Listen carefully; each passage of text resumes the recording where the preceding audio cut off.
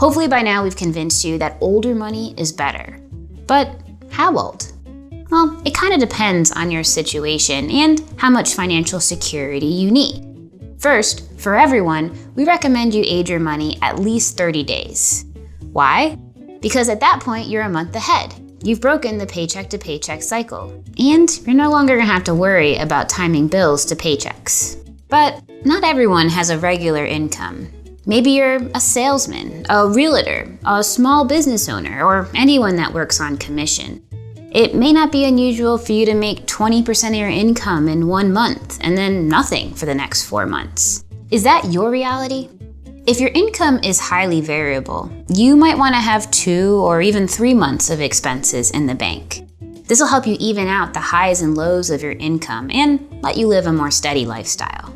Or maybe you're just one of those people that really values that extra financial security. By all means, make that your goal. Just be sure you're not ignoring your other financial priorities on your quest to age your money. So shoot for 30 days, and when you get there, take a step back. Ask yourself, how do I feel? Do you want to get even further ahead? Go for it. Are there other financial goals you'd rather focus on? Get after them.